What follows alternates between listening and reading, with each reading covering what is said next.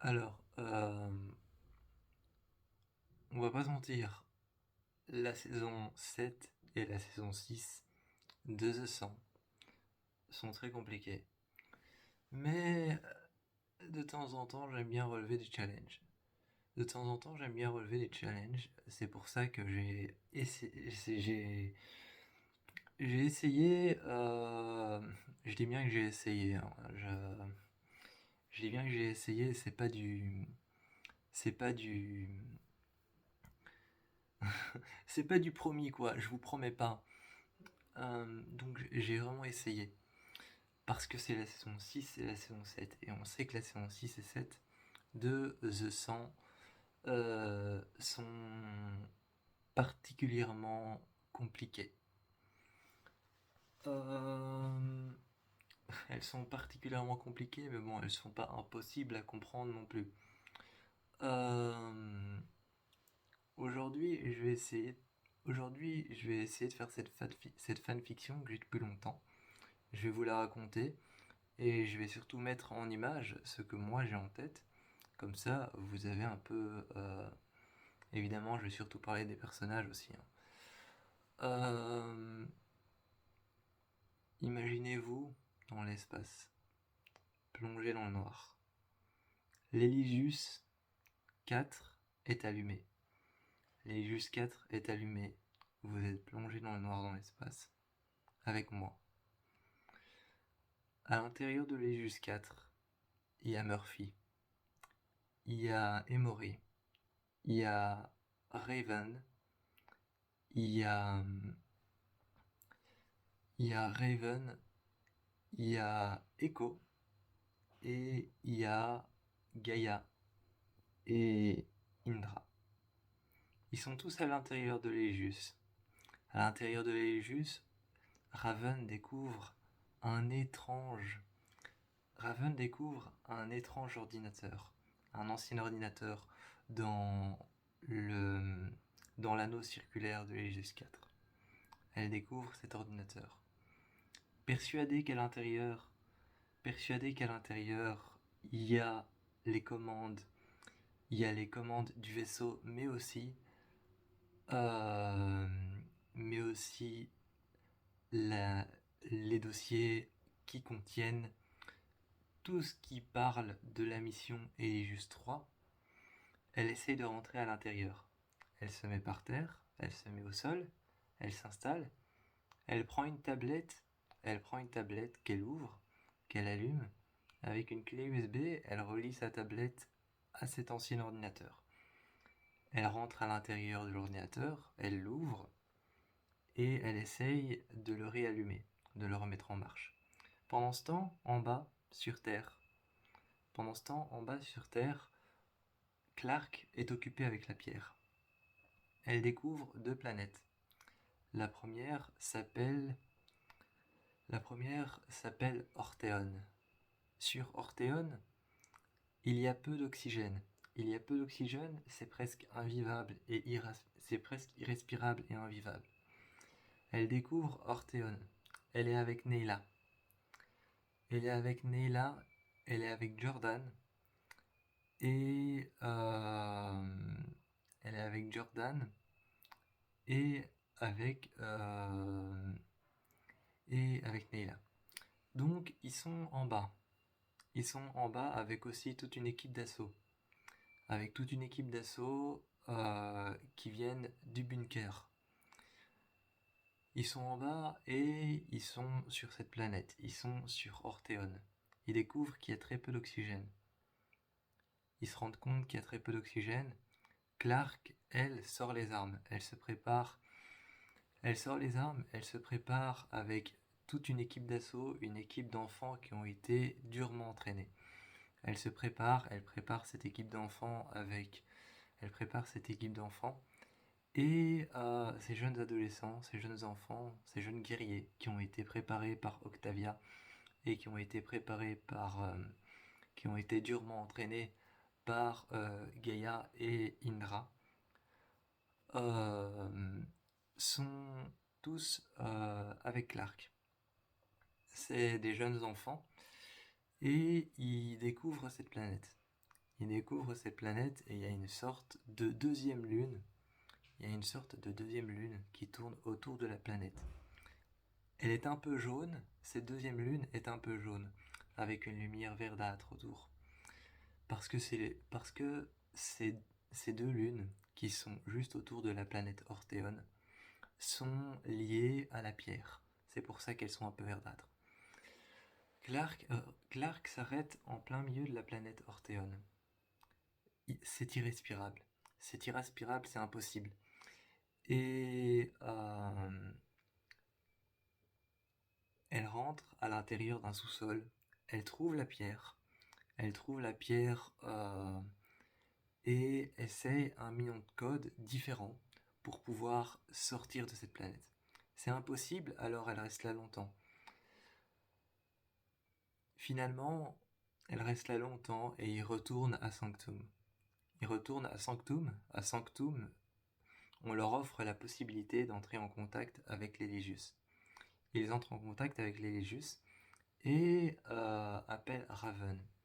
Ils leur demandent d'envoyer une balise à l'intérieur desquelles il faudrait un équipement pour survivre à une planète qui s'appelle Orthéon. Et Raven, en haut, essaye de localiser Orthéon sur un ordinateur. Orthéon s'avère ne pas être une planète, mais une lune alpha.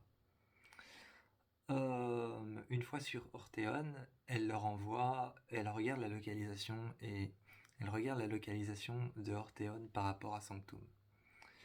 Une fois sur l'ordinateur, quand elle a remarqué la localisation de Orthéon par rapport à Sanctum, elle regarde la distance qu'il y a entre Sanctum et entre Orthéon. Il est possible d'envoyer une balise. Clark, qui est encore en bas sur Terre, demande à Raven d'envoyer le plus possible d'équipements respiratoires. Raven prépare ses équipements avec Murphy. Murphy est dans une autre pièce avec Raven et prépare ses équipements, des combinaisons, en regardant Raven et en lui demandant à quoi ça va servir, avec un air un peu narcissique. Raven lui répond à respirer sur Orthéon. Orthéon a très peu d'oxygène. Murphy continue à faire du sarcasme et lui demande comment est-ce qu'ils vont respirer. Raven regarde les équipements et lui dit avec ça, et contente-toi de ranger. Il range tout ça à l'intérieur d'une balise, d'abord à l'intérieur de boîtes noires qui sont scellées et fermées avec un code. Raven retourne au poste de pilotage de l'Hélios 4 et appelle Clark. Clark répond. En bas sur Terre, elle répond, elle prend son talkie-walkie et Raven lui donne un code. Elle lui donne un code avec des numéros, des chiffres et des symboles qu'il y a sur la pierre. Ces symboles et ces numéros, ces chiffres, sont pour ouvrir la boîte. Tard le soir, il retourne à Sanctum, et à Sanctum, une balise est prête pour eux, et certains guerriers de Sanctum leur apportent cette balise. Clark découvre à l'intérieur un équipement. Avec une lettre qui a été écrite par Murphy et Raven, en disant que c'est pour eux. En disant comment ça fonctionne, la lettre est recto verso. Ils la lisent et s'installent avec les enfants de Gabriel. Ils s'installent à l'intérieur du palais de Sanctum, et lisent comment fonctionne l'équipement. Le lendemain, ils retournent à l'endroit exact où ils ont trouvé la pierre. Ils retournent à cet endroit avec les jeunes enfants. Les jeunes enfants, on leur distribue des équipements, des bouteilles d'oxygène, des masques qu'on met sur la bouche et qui coincent le nez pour respirer. Les jeunes enfants, ils ont ça. Ils ont des petits masques qu'on met au-dessus du nez des masques noirs qu'on met au-dessus du nez qui passent de l'oxygène dans les narines et qui se mettent au-dessus de la bouche. Ces masques ressemblent un peu à un triangle noir avec deux petits points de lumière sur les côtés pour avoir de la lumière sur la planète. Parce que comment est le climat sur Orthéon? Il fait noir, on ne voit que les choses à la lumière UV, donc ultraviolet, et il y a très peu d'oxygène. Il y a parfois des tempêtes, il y a parfois des tempêtes, il y a des tempêtes de toxines, parfois de toxines vraiment donc il y a des tempêtes de toxines ultra toxiques et qui peuvent dévorer la peau comme une tempête de bouts de verre. Euh, ces tempêtes, ces tempêtes de bouts de verre sont énormément toxiques et sont énormément dangereuses. Elles arrivent de temps en temps, elles sont de temps en temps là, mais on peut se réfugier en sous-sol pour ne pas être touché. Quand, quand Clark rentre à l'intérieur du sous-sol à Sanctum, elle revient vers la pierre. Elle revient vers la pierre et elle découvre la pierre qui est illuminée par une lumière très verte. Avec l'un des enfants qu'elle aura choisi, elle fait le numéro et elle repart, elle repart sur cette planète. Elle repart sur la planète Orthéon et une fois sur Orthéon, elle regarde un peu avec Neyla comment est-ce qu'on peut y vivre. Orthéon paraît vivable, elle paraît terrienne, il y a de la vivacité, il y a des plantes, il y a des animaux, étranges, mais il y a des animaux. En faisant le code sur la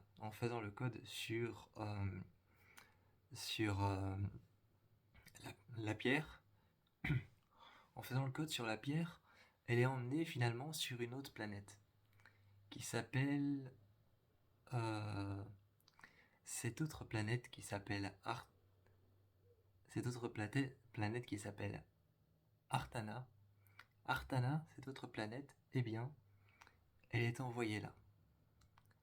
Elle est envoyée là, sur cette autre planète. Sur Artea, elle est envoyée sur cette autre planète, et cette planète paraît complètement vivable. Elle paraît complètement vivable, elle paraît terrienne, elle a un climat parfait. Encore une fois, elle appelle Raven et demande de situer Artea dans l'univers. Elle le fait à partir du vaisseau Eligius 4. À partir du vaisseau Eligius 4, elle le fait, elle situe Artea, elle trouve Artea. Et Artea 35 est située par rapport à Sanctum. Par rapport à Sanctum et par rapport au voyage de la pierre, elle est située, elle n'est pas loin de Sanctum non plus. Mais elle est très loin de Orthéon. Elle est située, le climat est totalement vivable. Le climat est totalement vivable. Elle est située pas très loin de Sanctum, vraiment pas très loin. Un voyage à vaisseau ne pourrait durer peut-être que... Un voyage à vaisseau ou à navette ne pourrait durer peut-être que 2 jours. Peut-être que 2 jours ou 3 jours. Un voyage de vaisseau ou un voyage de navette pour aller sur Artea. Une fois sur Artea, elle retire son casque et elle commence à respirer. Neyla remarque que c'est totalement respirable, mais remarque que Clark, qui respire déjà sans son casque, commence à attraper des plaques rouges un peu partout. Elle remet alors vite son casque. Neyla se protège dans un endroit protégé par des arbres qui poussent bizarrement avec une manière où ils sont tout tordus. Ils sont tout tordus, les branches sont tout tordues et ils laissent tomber des sortes de cordons, des sortes de lianes vertes. À l'intérieur de ces lianes, il y a un jus transparent, très sucré. Ce jus transparent très sucré leur permet de survivre. Il est bon en vitamines. Et les enfants sont nourris de rations de cette chose qu'on a trouvée à l'intérieur des racines et à l'intérieur de ces arbres. Elle découvre un bunker totalement abandonné, sous des couches et des couches de métal, de plaques de métal et de feuilles. Une fois qu'elle l'ouvre, à l'intérieur, elle lance une fusée de détresse. La fusée de détresse montre qu'à l'intérieur du bunker, c'est sans danger. il n'y a rien qui pourrait déclencher, il n'y a pas de produit chimique qui pourrait déclencher une explosion, c'est sans danger. Quand la fumée de détresse est encore en train de brûler et d'éclairer l'endroit en rouge, ils entrent à l'intérieur les uns après les autres, les enfants ont toujours leur petit masque, et Neyla et Clark entrent à l'intérieur. Une fois qu'ils sont à l'intérieur du bunker, les enfants et l'élite, donc l'élite d'enfants qui est avec Clark, Neyla et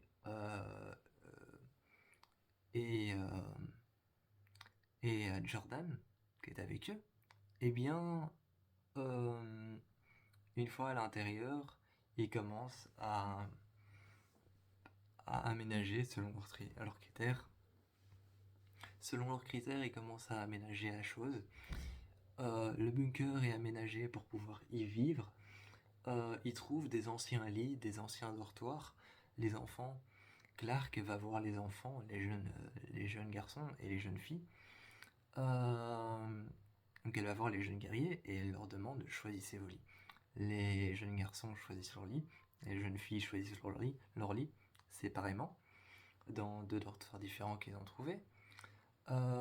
Les portes, il a fallu les éclater pour rentrer à l'intérieur. Une fois que c'est fait, en haut, Gaïa est occupée de maintenir sur une table froide en métal. Elle est occupée de maintenir en vie la flamme des commandants qui est à l'intérieur de Mahdi. Mahdi, possédé par Shaeheda, le commandant obscur. Le commandant obscur est en train de prendre toute la partie de son corps. Il a déjà pris une partie, ce qui donnait des visions à Mahdi et qu'il le voyait un peu partout. Et à l'intérieur de Mahdi, Shaeheda essaye de prendre tout son corps, de s'approprier l'entièreté de son âme. Il joue à une partie d'échecs avec elle, en tout cas lui propose une partie d'échecs. Si elle perd, il prend son âme. Si elle gagne ou que c'est échec et mat, ils feront moitié-moitié. Shaeheda est sur le point de gagner. Et Gaïa et Indra sont en train d'essayer de lui dire: concentre-toi, Mahdi, concentre-toi, Mahdi. En bas sur Terre, il y a Bellamy qui est avec Clark et qui part en reconnaissance dans les bois. Ils arrivent à Sanctum la nuit, et Sanctum qui est entouré d'un portail, Sanctum qui est entouré d'un dôme de ce portail. Bellamy et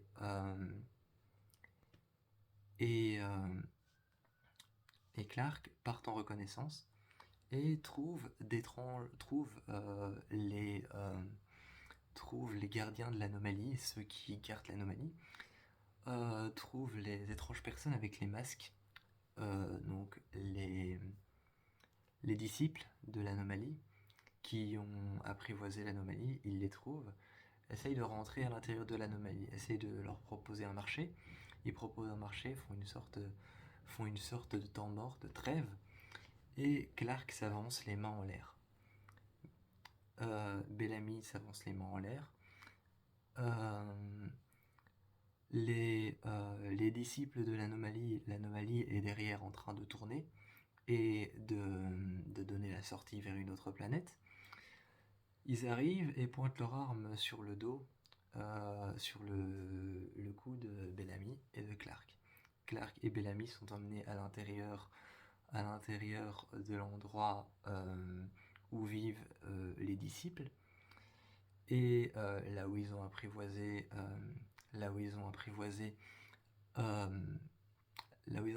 justement l'anomalie. Clark essaye de parler avec eux, avec le grand berger, avec les disciples, et demande au grand berger si elle peut comprendre comment est-ce que fonctionne l'anomalie. Elle en a besoin parce qu'elle a découvert de nouvelles planètes. Elle lui explique ça, et le grand berger lui demande: pourquoi est-ce que tu voudrais savoir comment fonctionne l'anomalie? Clark explique qu'elle a découvert une planète qui s'appelle Orthéon et une planète qui s'appelle Artea. Le grand berger explique que ces planètes ne sont pas nouvelles, qu'elles sont très anciennes, qu'elles existaient bien avant Sanctum, et que au fur et à mesure du temps, leur climat s'est transformé. Clark explique qu'elle y a été et que sur Artea, tout est vivant, tout est vivable, et qu'il y a de temps en temps des tempêtes toxiques. Orthéon, elle explique que l'air y est très faible et que c'est presque impossible d'y vivre. Le grand berger, pas très surpris, lui montre une photo de ce que les humains qui ont été sur Orthéon sont devenus. Et cette photo, c'est une mise sur écran. C'est une mise sur écran et dévoilant des corps complètement mutilés et dévorés par des insectes sur Artea qui vivent à l'intérieur de petits œufs, de petites capsules vertes, à l'intérieur de ces petites capsules vertes qui diffusent un gaz toxique qui ronge la peau jusqu'à la chair. Euh, Clark est en train de regarder ça et à l'instant même où elle regarde ça, elle est inquiète parce que Neyla, qui est laissée seule avec l'élite des enfants, est encore sur Artea. Neyla essaye de rejoindre sur Artea avec la pierre en faisant des codes, essaye de rejoindre Clark. Clark finalement apprend avec les bergers, apprend avec le grand berger et avec les disciples de la pierre à contrôler la pierre. On lui montre plusieurs codes pour aller sur Artea et pour aller sur Orthéon. Les disciples du grand berger lui montrent plusieurs technologies qu'ils ont inventées pour vivre sur Orthéon et pour vivre sur Artea. On leur offre ces technologies et Clark repart sur Artea. À ce moment-là, dans le bunker, dehors, Neyla sort et on voit l'anomalie apparaître, et avec plusieurs enfants, elle sort et voit Clark sortir avec plusieurs des disciples de l'anomalie. Clark arrive et demande à Neyla de venir avec elle et à plusieurs enfants.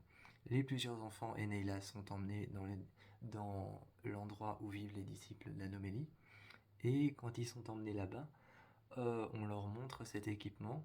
Mais avant ça, pour la dernière guerre, la guerre finale, les disciples de l'anomalie leur demandent de passer sur cette chaise et de pouvoir lire leurs souvenirs. Clark prend la main de Neyla, Neyla la regarde, et elle lui dit surtout ne te débats pas, ce sera encore pire. Elle lui dit que ça a été comme ça pour Octavia, que Octavia s'est débattue à essayer de ne pas penser et que ça a été pire pour elle. Neyla ne se débat pas et, euh,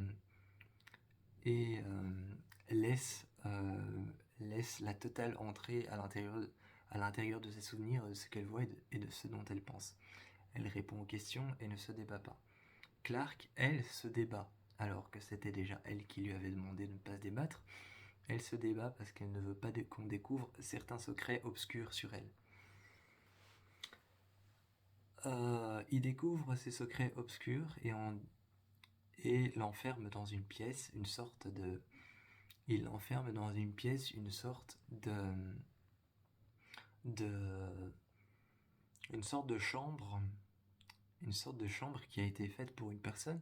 Il l'enferme là, lui donne un équipement avec ses casques spéciaux, et lui donne un équipement en lui disant qu'elle est la candidate idéale pour pouvoir participer à la dernière des guerres.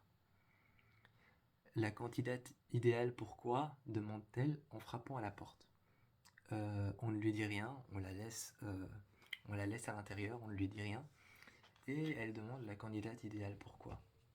Là, une femme se retourne. Une femme visiblement là depuis longtemps. Elle se retourne, une femme avec des cheveux blancs. Qui n'est pas une vieille dame. Une femme avec des cheveux blancs qui n'est pas une vieille dame. Simplement une femme qui a une coloration de cheveux blancs. Elle se retourne, c'est une jeune femme, et elle dit pour la dernière des guerres, ils veulent faire de nous des guerriers. La jeune femme est une Asgeda. Elle a des marques de Asgeda. Elle se retourne et Clark, la première chose qu'elle lui demande en voyant ses tatouages de Asgeda, c'est est-ce que tu connais Echo? La jeune femme affirme être la sœur de Echo, la sœur guerrière, pas sa sœur de sang, mais une sœur guerrière. Donc, lorsqu'ils ont réussi à déverrouiller, on retourne dans les Légus. Lorsqu'ils ont réussi à déverrouiller cet ordinateur, eh bien, Raven découvre les dossiers sur la mission Eligius 3.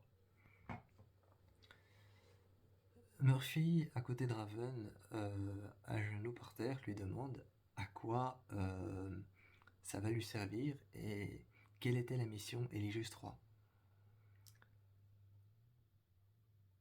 En retournant dans sa chambre avec Emory, pour pouvoir faire quelque chose à deux, il retourne là-bas pour pouvoir faire quelque chose à deux qu'on leur a demandé, que Raven leur a demandé. Raven leur a mis entre les mains une sorte de petite balise métallique avec un écran, histoire de devoir la rallumer. Elle leur a donné aussi une clé USB transparente, petite, rectangulaire, avec dessus le symbole de Ali, la flamme des commandants. Essayer de la rallumer et donc ils partent dans la chambre, dans une chambre qui n'est pas vraiment leur chambre, mais une chambre où ils vont de temps en temps, qui est une sorte de chambre de confinement à l'intérieur desquelles il y a des ordinateurs. Ils essayent de la rallumer et Murphy, pas très concentré, regarde par la fenêtre. Il s'aperçoit qu'il y a un autre vaisseau, l'arche est juste devant, mais il s'aperçoit que juste en dessous de l'arche, il y a un vaisseau immobile qui ne fait rien. Il laisse alors Emory toute seule. Et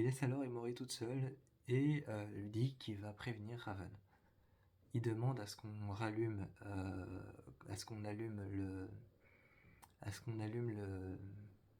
le cercle qui tourne autour de l'Eligius 4, cet anneau qui tourne autour de l'Eligius 4. Il demande à ce qu'on allume l'entièreté de l'Eligius 4. Mais Raven ne veut pas. Elle veut faire sa mission dans le noir. À ce moment-là, toujours assise par terre avec son écran en train d'essayer de pirater l'intérieur de l'ordinateur, les plusieurs possibilités de savoir qui ils sont et de les faire venir chez eux sont minimes, voire même très très minimes, voire même impossibles. À ce moment-là, il y a des grésillements dans le talkie-walkie et à Sanctum, sur Terre, on a prévenu Bellamy et on a prévenu Clark et les enfants et les jeunes enfants guerriers que il y a un carburant qui serait nécessaire à l'Eligius, pour le maintenir en orbite autour de la planète, et aussi qui serait nécessaire à l'Eligius pour allumer un vieil ordinateur de connaissance, de Joséphine Langborn, qui était sur l'Eligius autrefois. Pour une mission pour repérer Sanctum. Eh bien, ce carburant se trouverait sur Orthéon. Clark retourne sur Orthéon avec 3 enfants qui se portent volontaires et cherche ce carburant. À l'intérieur d'un énorme fossé, il y a 3 anomalies qui s'entremélangent et il faut plonger à l'intérieur de l'une d'elles pour pouvoir trouver ce carburant. Il faut déjà trouver la bonne et avoir la chance de plonger dans la bonne. Clark ne sait pas encore quoi faire, plonge à l'intérieur de l'une des anomalies. Elle passe d'abord sur le bord d'une grande falaise et s'enfonce un peu plus. En s'enfonçant un peu plus, finalement, elle arrive tout au bord de l'anomalie, des 3 anomalies qui sont en train de tourner en s'entremêlant. Les enfants la suivent et elle tend la main à l'un des enfants. Finalement, en bas, elle arrive dans l'une des anomalies, passe l'anomalie et se retrouve à l'endroit exact où elle devait être.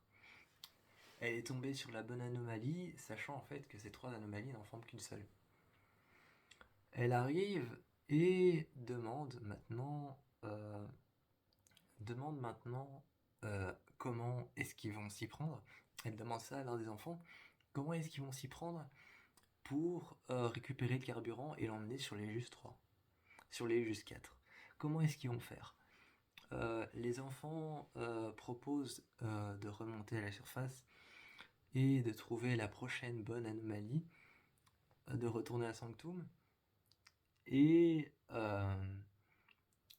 Clark finalement essaie avec ce qu'on lui a donné. Avec ce qu'on lui a donné comme équipement à Sanctum, elle essaye de passer au travers des anomalies. C'est impossible. Elle n'y arrive pas. Alors, la seule possibilité, c'est de trouver un endroit où on pourrait remonter à la surface cette chose à main nue. Cette chose, qui est le carburant nécessaire, se présente sous une forme de masse gluante, transparente et bleue, et très lumineuse. Elle essaye de la prendre en main, mais sa main brûle, littéralement fond. Sa main brûle, fond jusqu'aux os. Neyla, qui n'était pas encore là, passe par une anomalie juste devant Sanctum, devant le château de Sanctum. Elle passe par une anomalie et se retrouve face à elle. Elle voit Clark à terre devant l'anomalie. Avec sa main déchiquetée. Quand elle voit ça, elle l'amène à Sanctum. En reprenant la même anomalie, elle pense qu'elle va retourner à Sanctum. Elles arrivent à Sanctum, mais à un endroit différent. À un endroit pas celui qu'elles pensaient. Ils arrivent juste devant la pierre, là où tout a commencé.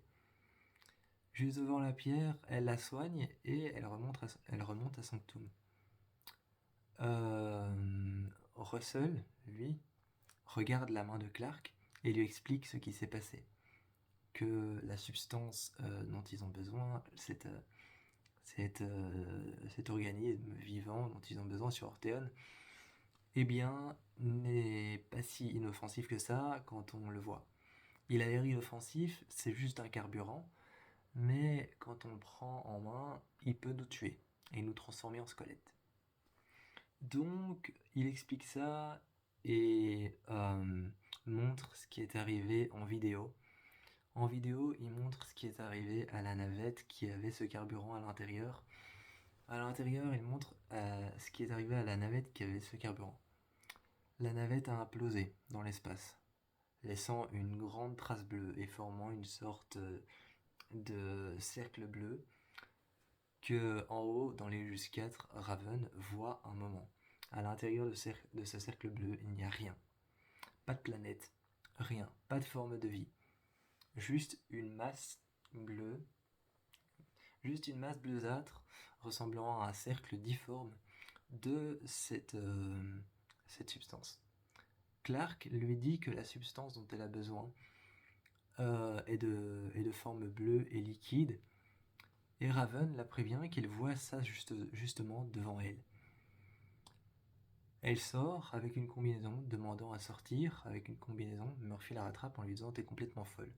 Raven lui dit que ce qu'ils ont besoin pour remettre en route les Aegis, pour que les Aegis arrêtent de planer dans l'espace et d'être statiques, pour le remettre en route, ce qu'ils ont besoin, c'est justement d'aller là-bas et de récupérer cette chose. Elle va en récupérer et demande à Emory si la balise est prête. La balise est prête, elle est vide, elle est nettoyée, elle est remise en route avec la flamme des commandants, avec la puce, elle est remise en route. Elle la lui donne et Raven sort dans l'espace. Elle prend cette balise, elle prend cette petite balise et la remplit de cette chose.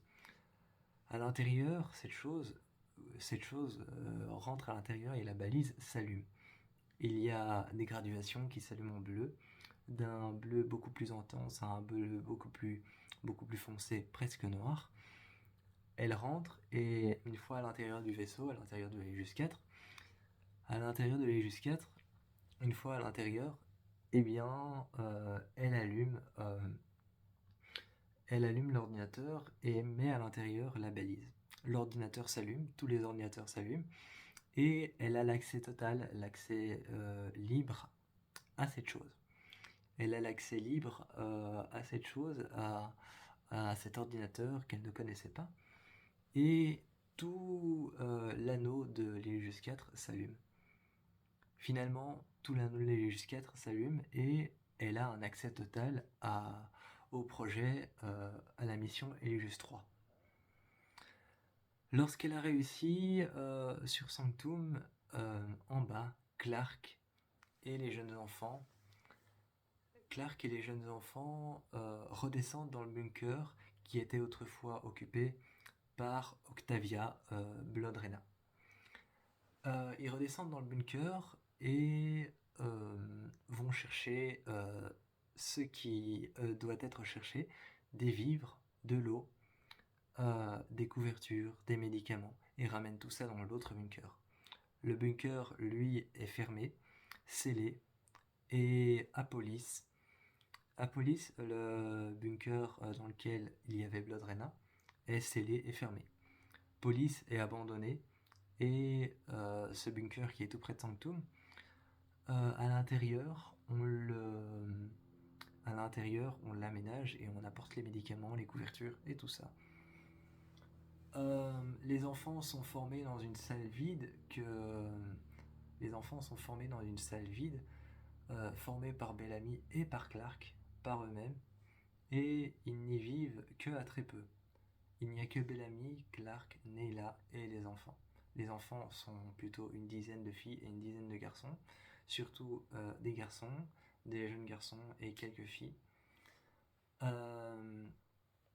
Lorsque les enfants sont prêts, Clark demande à faire descendre une balise, une navette. Une navette descend et atterrit à Sanctum juste devant le bunker. Un soir, lorsque les enfants ont été entraînés et sont allés dormir, sont allés dans les dortoirs pour les garçons, Clark a demandé à faire descendre une navette. La navette est descendue. En haut, dans les Just 4, Raven localise l'endroit où elle va faire descendre la navette. Elle la fait descendre et prévient Clark le soir que la navette est sur le point de descendre. Elle réveille tous les enfants et les enfants sont montés dans la navette et montent dans l'Aegis 4. Quand Clark arrive dans l'Aegis 4, elle découvre qu'ils ont réussi à déverrouiller toute l'enceinte de l'anneau de l'Aegis 4 et surtout à déverrouiller la mission Aegis 3. Elle découvre ça, mais découvre surtout que Maddie, qui est toujours possédée par Shaeheda, le commandant obscur, elle la découvre sur une table surveillée par Gaïa. Et qui est en train d'essayer de lui demander de combattre le commandant obscur. Maddie, elle, ne s'en sort pas avec le commandant obscur. Elle est possédée par lui. De temps en temps, c'est le commandant qui parle. De temps en temps, c'est Maddie. Clark vient près de Gaïa et lui demande ce qui s'est passé. Gaïa lui dit que si jamais on retire la flamme, ce que Clark propose quand elle la voit dans cet état, elle propose de retirer la flamme. Mais si on retire la flamme, Maddie ne sera plus commandant. Et donc elle ne sera plus commandante. Et si on retire la flamme, ça peut la tuer. Parce que ils vont retirer en même temps Shaeheda, le commandant obscur, et peuvent en même temps donc la tuer. Parce que Shaeheda peut emporter son esprit dans la flamme. Et donc ça peut la tuer. Clark essaye de trouver un moyen et commence à lui parler. Elle se réveille plus tard et demande de se combattre. Elle se réveille plus tard après s'être combattue contre Shaeheda. Shaeheda est emmené lorsque Clark, lorsque Clark voit que Maddie se sent mieux, lorsque Maddie se sent mieux, Clark retire la flamme, essaie quand même. Lorsqu'elle retire la flamme est retirée et Chaheda a été battu parce que Maddie a réussi à le battre. Une fois qu'elle est battue, une fois que elle a battu le commandant obscur, il retire la flamme est mise sur un support en verre et Raven s'occupe de la flamme en détruisant tout ce qui est à l'intérieur. Une fois qu'elle a détruit tout ce qui est à l'intérieur, Maddie n'est plus commandante et Clark lui explique ça dans une cellule. Dans une chambre, elle lui explique qu'elle n'est plus commandante.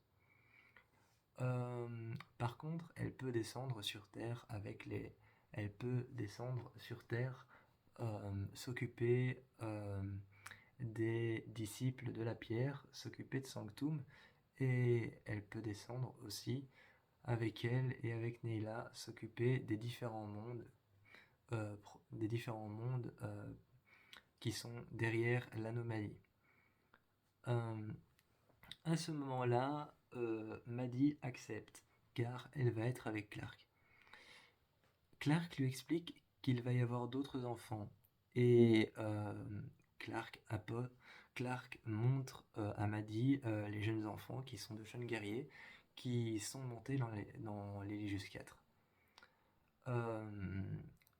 Murphy étant en train d'entraîner l'un des deux enfants qui est un petit peu fan de Murphy, il est en train de l'entraîner à plusieurs techniques. Clark lui demande ce qu'il fait et Murphy dit simplement qu'il se distrayait en essayant de montrer des techniques à un enfant, à un jeune enfant, un jeune guerrier. Maddie voit tous ces jeunes guerriers, tous ces jeunes enfants qui se combattent, qui se battent entre eux, et à ce moment-là, Gaïa arrive et leur demande d'arrêter. Les enfants arrêtent, se mettent jambes croisées à terre avec leurs armes devant eux. Gaïa s'assied et raconte un peu l'histoire de la flamme des commandants. Et l'un des enfants demande ce qui est arrivé à Maddie. Maddie lui demande comment est-ce qu'il sait. Le jeune garçon dit « Tu as une cicatrice à l'arrière ». Et Gaïa regarde Maddie en lui demandant si elle veut bien qu'on raconte ça à tous les enfants. Maddie regarde tous les enfants et dit je veux bien que tu racontes. Gaïa raconte l'histoire du commandant obscur, de la flamme et de comment est-ce qu'ils ont fait pour tout effacer. Ils retirent les codes, mais il y a un code qui reste coincé. Donc il y a un code qui est resté coincé et pour le moment Raven est dessus. Ce code, on ne sait pas trop ce qu'il ouvre, mais il ouvre quelque chose. On ne sait pas encore quoi, peut-être quelque chose qui se trouve encore dans les Légius 4, mais ils n'ont pas trouvé quoi. Et donc, une fois que tout ça est fait, qu'ils ont raconté l'histoire de Maddie, elle fait connaissance avec plusieurs garçons. Elle fait connaissance avec une jeune fille qui se combat, qui combat une autre jeune fille. Elle fait connaissance avec elle et elle descend sur Terre. Quelques jours plus tard, elle descend sur Terre avec une navette avec Clark. Elle arrive à Sanctum. Accompagnée de plusieurs guerriers de Sanctum qui font partie de l'équipe de Clark auquel Clark a demandé est-ce que vous voulez vous battre à nos côtés. Donc ces guerriers entraînés qui sont certains guerriers de Diyoza et Diyoza qui a accepté de se battre aux côtés de Clark seulement si l'un des médecins de Clark, Abby, prenait soin de elle et regardait comment se développait l'enfant que Diyoza a dans son ventre. Abby prend donc soin de temps en temps de son enfant et de sa grossesse. Et donc Octavia qui est restée en haut, car elle voulait rester dans les Légius 4, Surtout parce qu'elle ne voulait plus descendre. Octavia ne voulait plus descendre sur Terre à Sanctum parce que c'est là qu'elle a disparu et qu'elle a été emmenée par l'anomalie, reste par peur et par crainte dans l'Illusus 4. En bas, Clark et Neyla font un passage à Orthéon et se retrouvent sur Orthéon. Sur Orthéon, elle retrouve une vieille balise abandonnée. Une vieille balise abandonnée sur laquelle, juste à côté, il y a des fragments d'os et une personne qui tenait cette balise en main. Cette balise a un code 808008. Le même code écrit à l'intérieur, le même code impossible à déverrouiller qui était écrit à l'intérieur de la flamme des commandants. En envoyant cette information à Raven, Clark laisse une porte de sortie à Raven qui écrit ce code sur l'ordinateur avec la flamme des commandants et réussit à retourner dans le passé. En ouvrant une porte sur Lexa. En ouvrant une porte sur Lexa, eh bien, elle réussit à avoir des informations sur Orthéon qui est très très ancienne comme planète. Lexa savait déjà que Orthéon existe, mais elle se l'est pas fait tatouer dans le dos. Elle se l'est pas fait tatouer dans le dos parce que Orthéon n'était pas utile comme planète. Ensuite, ses allers-retours sur Orthéon et sur l'Elijus lui vaut un deuxième aller-retour dans l'Elijus. Une fois dans l'Elijus, il découvre donc la vérité sur Orthéon, qui est un peu la jumelle de Skyring. Sur Orthéon, on emmène les condamnés, sauf que les condamnés n'ont pas un temps à respecter. Orthéon, ils sont envoyés là-bas. Et à Skyring, qui est une planète complètement paradisiaque, sur Skyring, une planète complètement paradisiaque, il y a certains prisonniers qui vont rejoindre, et Clark va rejoindre ces prisonniers sur Skyring. Elle est envoyée en redescendant sur Terre après quelques jours. Elle est envoyée justement sur Skyring avec Maddie et avec Neyla. Elle se retrouve sur Skyring et vivent sur Skyring pendant tout un temps, jusqu'à ce qu'il y ait un prisonnier qui apparaisse. La première question que Clark a posée à ce prisonnier, même si elle ne le connaît pas et qu'il a tenté d'attaquer Neyla et Maddie, qui vivaient sur Skyring au bord de ce lac, et qui tentaient éperdument à la nage, essayer de rejoindre l'anomalie qui est sous le lac, pour pouvoir retourner sur Sanctum. Alors qu'elles essayaient de faire ça, la première question qu'elles ont à ce prisonnier, c'est de lui demander s'il connaît Orthéon. Il la connaissait, il connaissait Orthéon. Orthéon est pire que Skyring. Skyring paraît paradisiaque, mais c'est un faux visage. Orthéon ne laisse apparaître que son vrai visage, un visage morbide, un visage sordide et hostile, avec des climats qui peuvent mettre à mort des gens sans même qu'ils aient à s'en rendre compte. Donc Orthéon en fait est une planète qui a été la première planète servant de première guerre aux grands bergers et aux disciples de l'anomalie. Sur Orthéon, en fait, ils ont laissé quelques débris de la toute première guerre. Qui a transformé cette planète en un endroit hostile. Un endroit hostile mais vivable.